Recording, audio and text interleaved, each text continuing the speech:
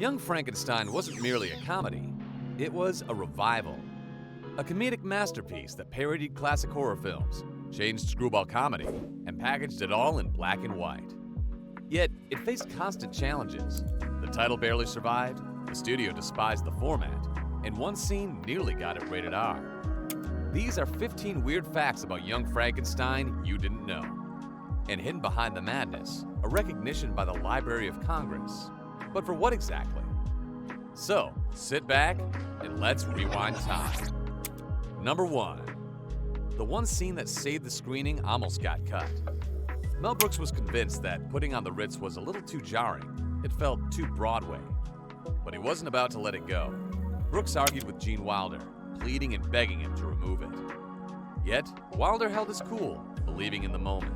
So, they filmed it, and after Brooks watched it for the first time, he was blown away, changing his mind, even saying that it might just be the best scene in the movie, and eventually becoming comedic history. Fortunately, because the film itself almost didn't make it to a screening. Number 2. Filming something in black and white simply didn't work for the studio, but Mel Brooks insisted. He didn't just want to copy old Universal monster films. He wanted something unique, and black and white was going to give him this, he'd argued. The studio didn't want any of it, arguing, even sliding into a state of panic and telling Brooks that no one in the 1970s was willing to pay top dollar to see a black and white movie. More money was offered, and even bigger production was planned. The studio even went as far as showing him colorized previews. Brooks refused. He threatened to walk. So, the studio backed down under the single condition that it wasn't advertised in black and white. Finally, Brooks agreed, filming exactly how he envisioned it. And as it turned out, it was a masterpiece of gothic beauty and a timeless production that still resonates to this day. Well, aside from one or two lines that opened a whole other can of worms. Number 3. Yes, despite the control freak nature of Mel Brooks and the incredibly tight set he ran, he simply couldn't keep Marty Feldman and Gene Wilder under control. The two often whispered together, changing gags, tweaking a few lines, and even disrupting the timing. And when Brooks yelled, "Stick to the script," the two nodded and just changed it again. But when Feldman took it a little too far by even changing his entrance with a different accent, Brooks was livid. Until he got to watch the playback. The result? A masterpiece that felt not just like comedy, but a surreal experience that came to life. Finally, Feldman and Wilder earned a little more space for creativity. Speaking of the hump, did anyone notice how it changed? Number 4. In the first scene, Igor's hump is located on the right side, but later it's on the left. Didn't you used to have that on the other side? What? Your, oh, never mind. And at one point, it was completely gone, only to reappear later. Sounds confusing and like a little inconsistency, right?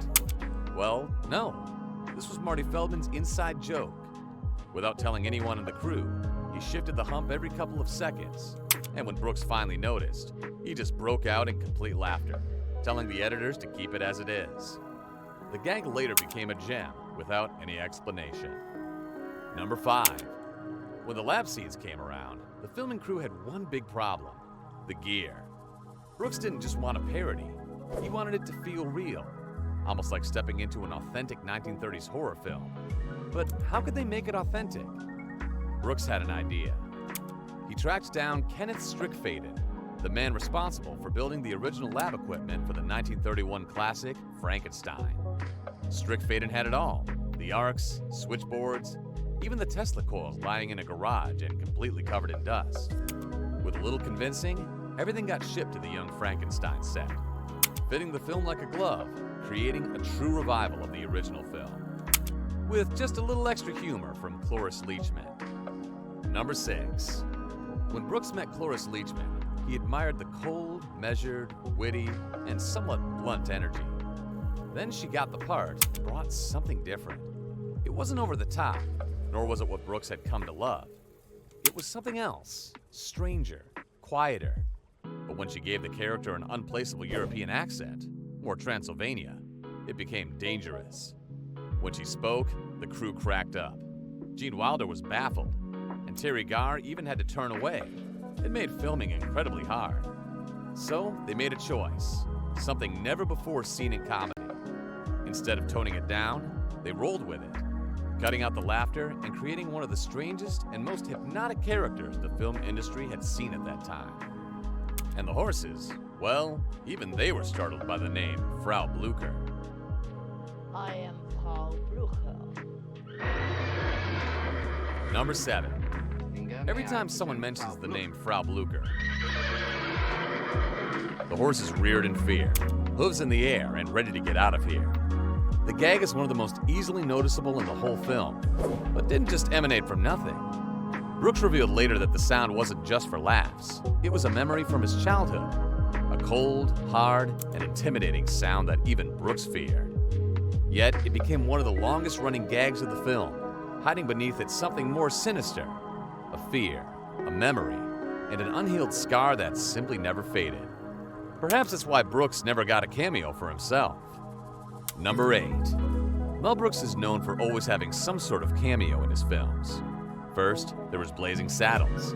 Then he played 3 different characters in Spaceballs. But in Young Frankenstein, Gene Wilder simply forbade it, even going as far as telling him that if he showed up in any sort of costume, the spell was broken. But Wilder couldn't entirely stop Brooks.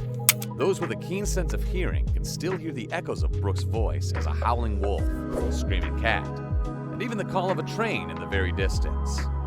His face might not have appeared on screen, but Wilder couldn't stop the special effects, adding just a little more of himself to the production. And then there was namesake Gene Hackman, an Oscar-winning legend. Number 9. Fans all over the world were already familiar with the name Gene Hackman, an Oscar-winning actor, a star in the world of drama, but with absolutely no experience in the world of parody and screwball comedy. Yet, he accidentally ran into Wilder on a tennis court of sorts when the two started talking. Hackman wanted to do something different, a comedy of sorts. And Wilder had the perfect idea.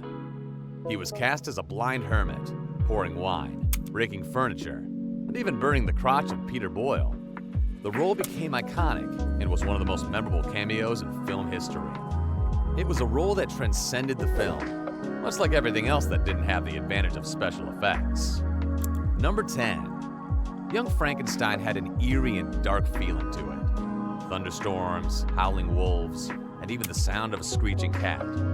But there weren't any digital sounds or special effect libraries to rely on. In need of a thunderstorm, they had to create it. Special lighting, a custom lighting board was built. But when all of these effects were turned on, they worked. Perhaps a little too well. Pipes burst, lights shorted, and the hallway flooded to ankle depth, and everyone thought the lab scenes were to be delayed. But there wasn't enough time. Crews worked overtime, through the night, drying it all up. And the next day, filming continued as if nothing ever happened. It was controlled chaos at its best, even spilling over onto the screen if you look carefully. And then came one problem, a rating that nearly sunk it all. Number 11. Double entendres have for decades been part of Hollywood, and Young Frankenstein was filled with them to the brim. However, one such moment nearly changed the film from comedy to something a little more harsh, an R rating. The ratings board flagged it, finding it somewhat enticing and sexually suggestive, even suggesting the film had to have an adult rating. But Brooks argued his case, calling it musical satire, a joke. After 3 rounds of arguing, the film was given a PG rating, just a few words away from complete tragedy, before a mega commemorative award. Number 12. It's a rarity for something to enter the Library of Congress. Only the greats ever make it.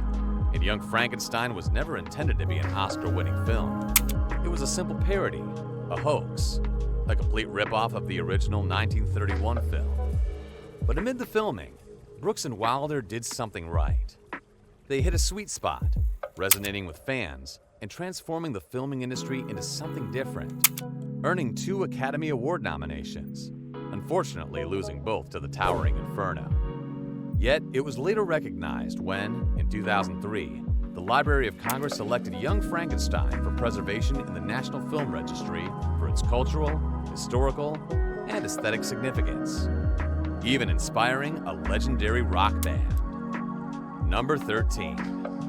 When Igor handed Dr. Frankenstein a cane and said, "Walk this way," Walk this way.